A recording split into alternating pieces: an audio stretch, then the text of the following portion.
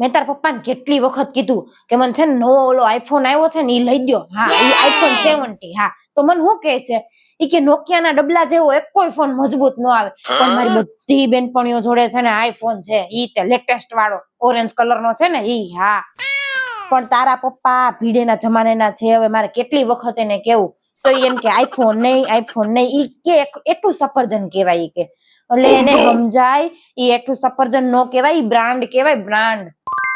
કઈ ખબર જ નથી પડતી ને કેટલી વખત મારે પણ માથાકૂટ કરવી અને મારે મારા પાસે નોકિયાનું ડબલું જોઈને બધી બેનપણીઓ મારી ઉપર હસા જ કરે છે. ખબર નહીં આ માણસ સમજતો જ નથી આ.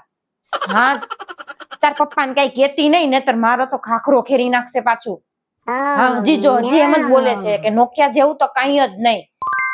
પાછા એમ કે કેટલા નો આવે, એટલે મેં કીધું આવતો હશે 1.5 લાખ રૂપિયાનો. તો ઈ તો ભાવ સાંભળીને તો એને ચક્કર આવી ગયા ને પડી ગયા નીચે. અરે મેં તો કીધું હું થઈ ગયું. તો પછી લીંબુ શરબત ને એવું પેંડો ને એવું ખવડાવ્યું ત્યારે મેળ આવ્યો. અરે ભગવાન, ભાવ સાંભળીને જે માણસ પડી જતો હોય મને થોડુંક લઈ દેવાના. હાવ ભીડેના જમાનાના જ રહ્યા.